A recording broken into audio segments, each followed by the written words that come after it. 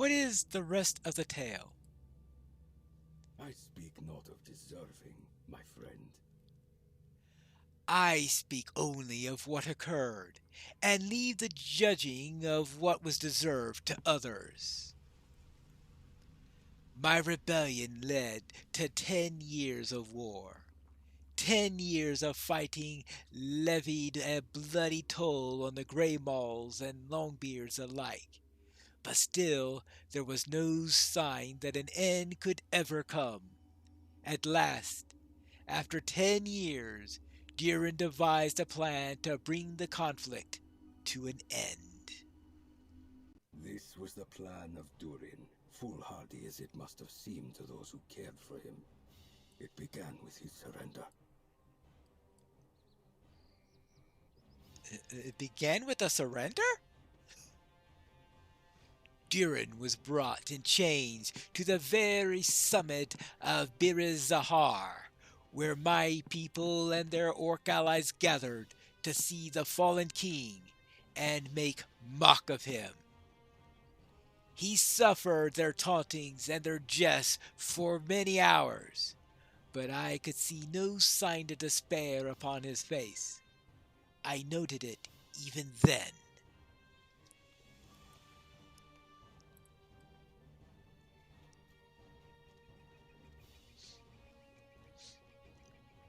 Who now has the advantage, Durin? I, Mozog, king of all doors, will take what is mine. Hear me, you grey moles! No, you are no Longbeards as I am. You are. Do you not remember the lives you had? Your words will not save you, Durin. You will die here, and none will remember you. Repent of your alliance with the orcs. It is beneath you. Such evil cannot be.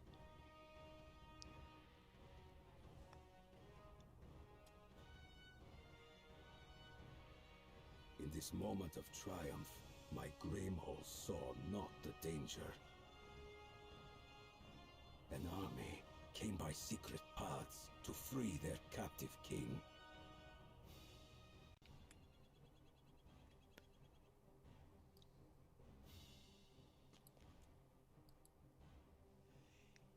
It was Ragan the Fierce, Durin's queen, who had led the secret across the river and to the base of Bizen Zahar.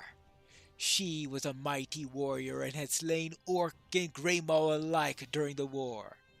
But now she found the gates of my city unguarded. Too many of my folk desired to be present at Durin's defeat. So it was that Ragna and her army entered the city unopposed. They found the stair to the heights and began to climb. Climb, my warriors! Save the king! My weapons thirst for Mozog's blood! This way! Up here! Up here!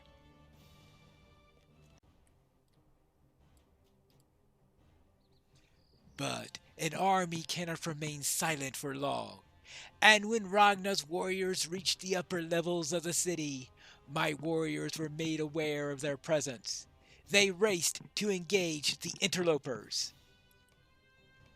Longbeard fought Greymaul and Orc in the heights of Bir Sahar, and the lanes ran with blood. I know of your crimes, Mozog. But you know not of this, Durin, for it was known only to few. Morgoth and his lieutenant Sauron had not been idle during the 10 years of conflict between the dwarf clans. In secret, they devised a plan by which Longbeard and Greymaw alike might be destroyed, and the dwarves swept entirely from Middle-earth. And so it was that while Longbeard and Greymaw battled in the heights of my golden city, Sauron watched from afar. With malice of fire in his heart, Morgoth's cruel servant sent a preordained signal to his legions.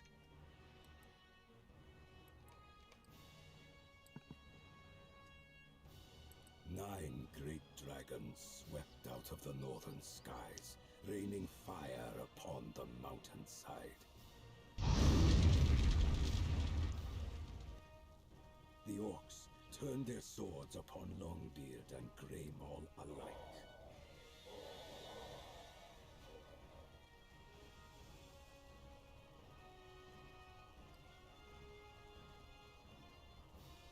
We must find the king! Follow me, my warriors!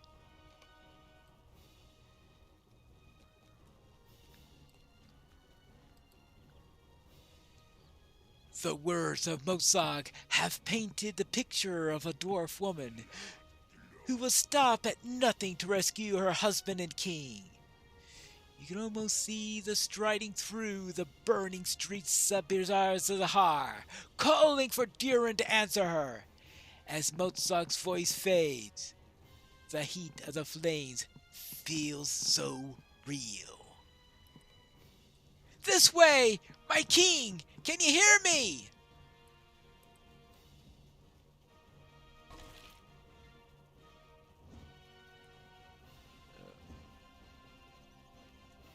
Etterfang feasted upon dwarves that day.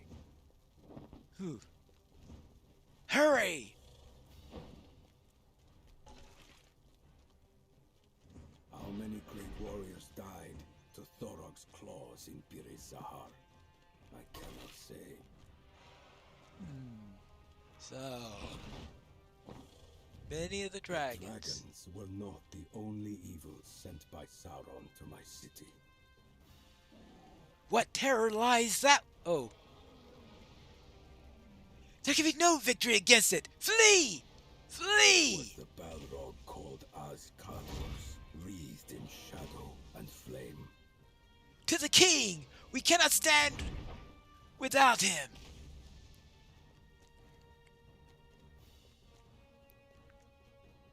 But we were allies! Yeah. Allies to orcs. That never works. Never works. Motfid! Already slain?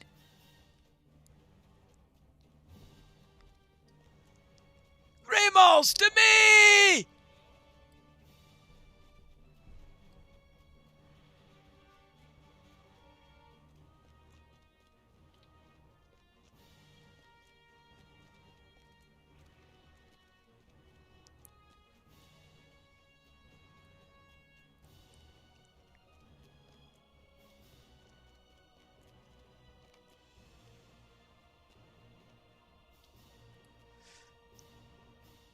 Durin and Mozag facing off against each other.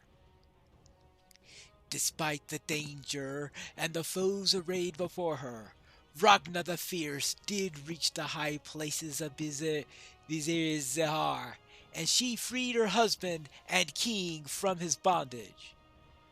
But that was not enough for victory. Durin picked up a fallen blade and joined the battle.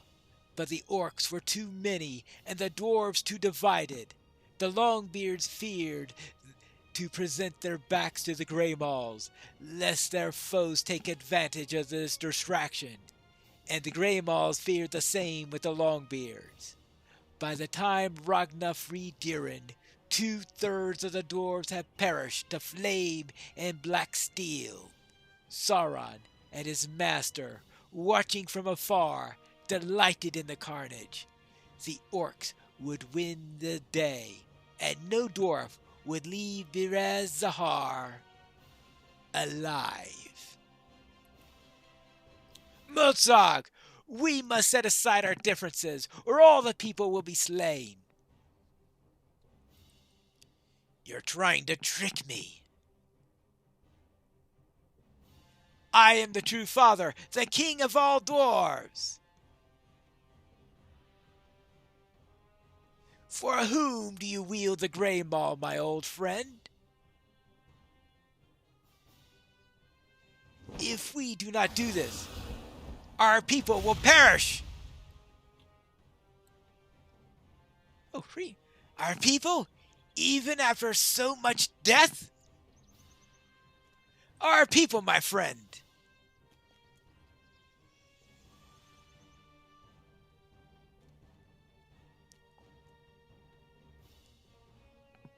Aye, Durin, we stand together. The fury of our blows was such that a great storm arose, and the mountain itself was sundered. The flame of Az-Kadur's was quenched, and he fled. We suffered grievous losses, but so too did Sauron. 5 dragons were slain at our hands. Those that escaped would cower in fear of our weapons forevermore.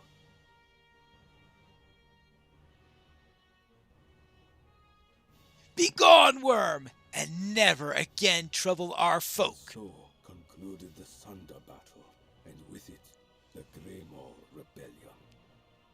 I was defeated, but the dwarves survived. So that's why Hrimil fears the hammer.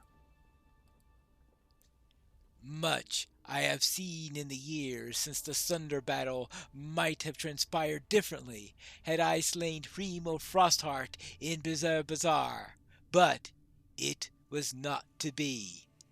And yet I know this. The memory of the wound she sustained from the Mithril hammers pains her still, even to this day. Durin knows the rest of the tale. It is not for me to tell.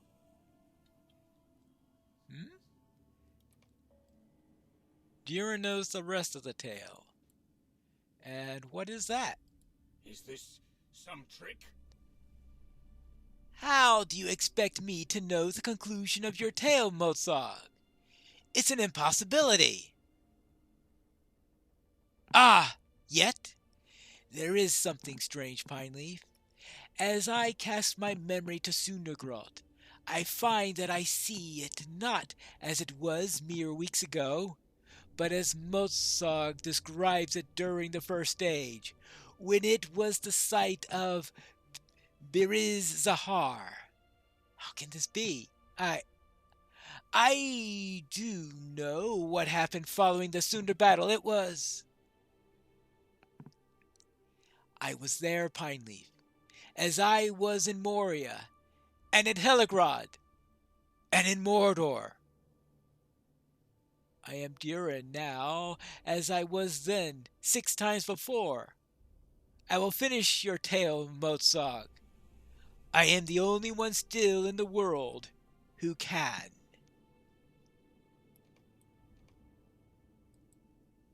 Hear then the end of the tale, as I know it to be. For I am Durin, father of dwarves, first to waken, and I was there. The battle was ended, but there were tears still to shed. The 2 armies of dwarves had won the day, but each had suffered grievous losses, and yet their wounds did not quench their battle fury. Longbeard and Grey Maul alike pursued the retreating orcs, slaying them by the thousands. The orc host was so badly defeated, it would not trouble the Misty Mountains for the remainder of the age.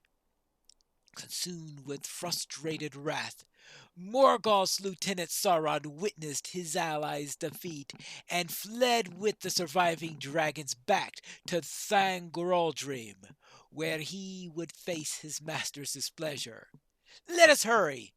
the memory of the carnal house of Birizahar pains my heart.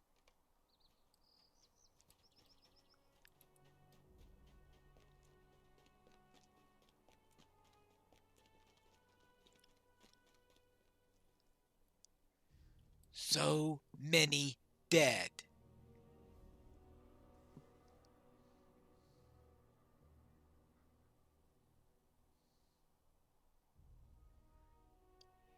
Modvit, my son.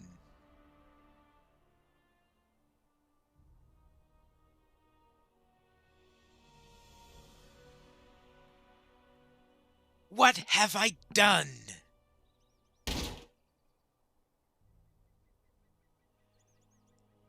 You must give me death, Durin. It's what I deserve.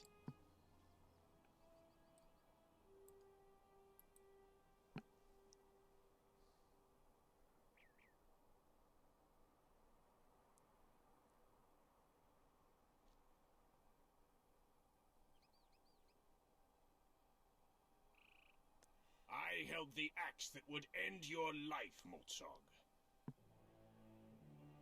Even now I can feel the weight of it in my hand. Why do you hesitate? I remember the tears on my face. Tears so bitter they burned holes in my armor. Too many have died in this war, Motsog. So many of our people slain.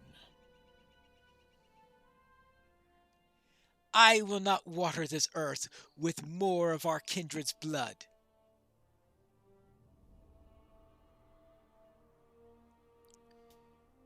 You will spare his life? Even after such treason?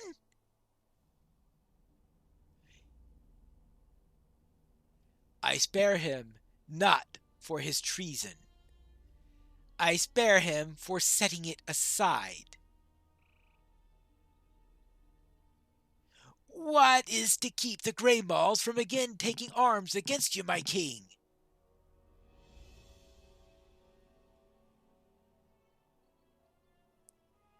The memory of such death, Ragna. Is it enough? It's not. If the Grey Mauls are to keep their lives, let them cut their beards short as penance. It will be a reminder to them and to others of their shameful crimes. Then let it be so. The wisdom of Ragna will guide me in this, as it so often has.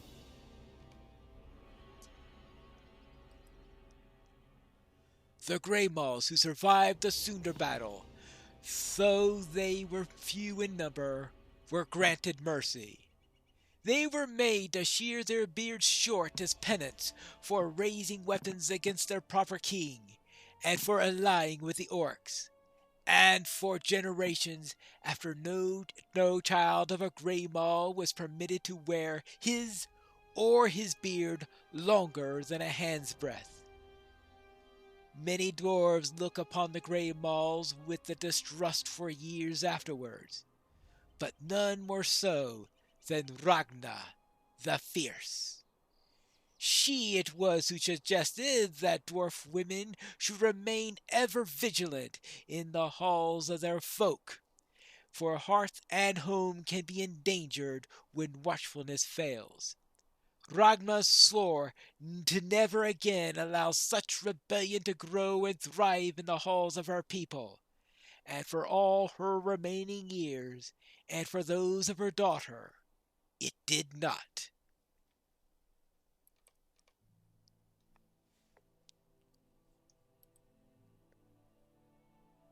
The wounds of the Grey Maul rebellion were never forgotten, but Motsog himself disappeared into legend.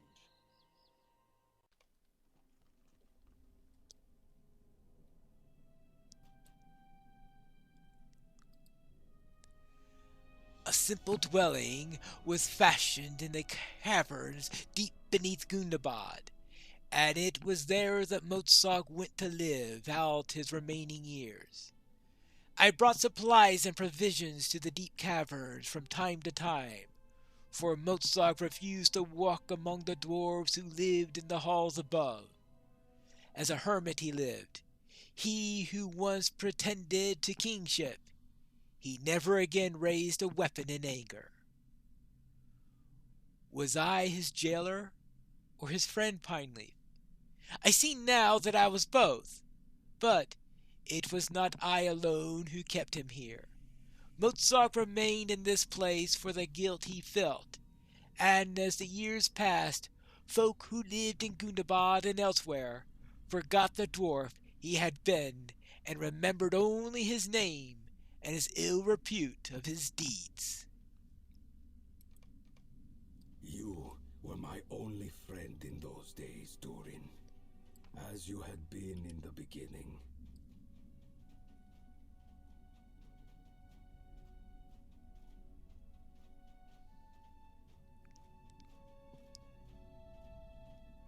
None others visited in my solitude.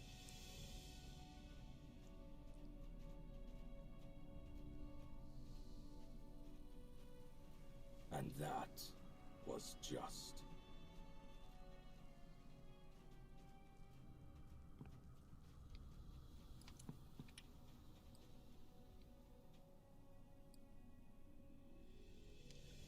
Mozart?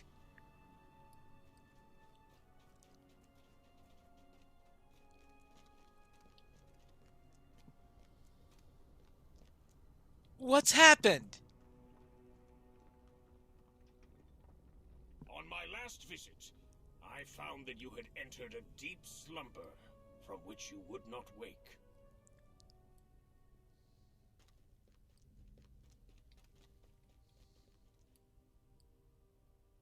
Sleep well, my enemy and my friend. I wish for you pleasant dreams.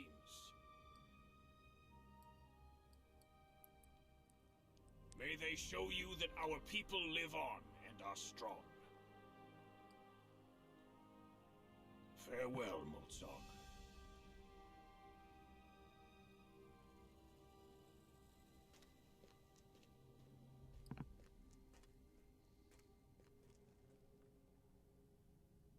I knew it not at the time, but the first crafter heard my words. He gave to you the dreaming sight, to last until I returned and awakened you.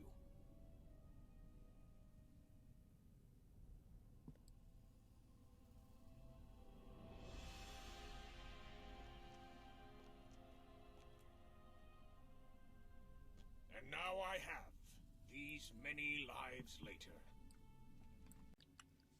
So finally concludes the story.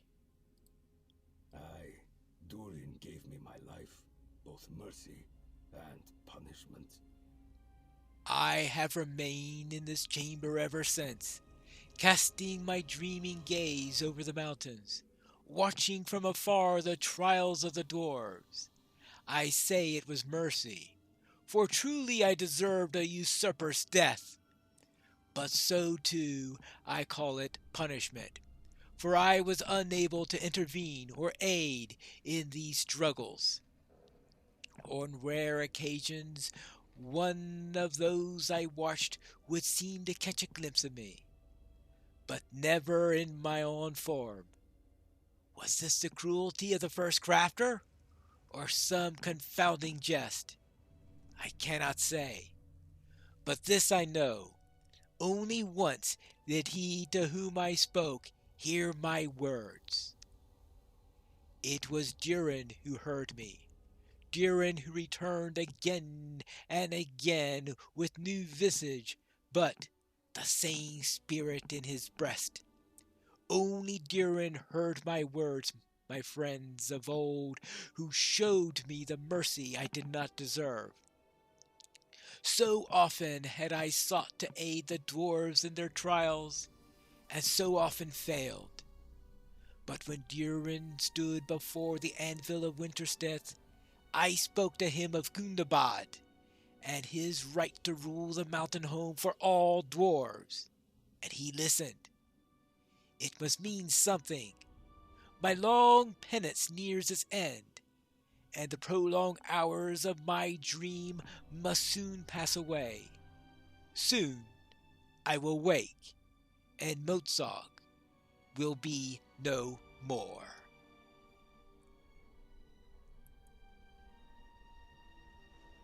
And Mozog would be no more. I deem you are his close advisor. Advise Durin then of this. I will walk in the world for only one more day before my long life is spent. When the sun sets on this day, my breath will be stilled, and I will disappear from this place, never to return. In that time, I have but one desire. I wish to do whatever my friend commands, for the vigil of so many years has given me this knowledge. Durin is the rightful king of the dwarves. He was my first friend, my dear companion, and having made him an enemy, I mourned the brother that I lost. Now, in the span of a single day I have remaining in me, I will do what I can to deliver him his kingdom.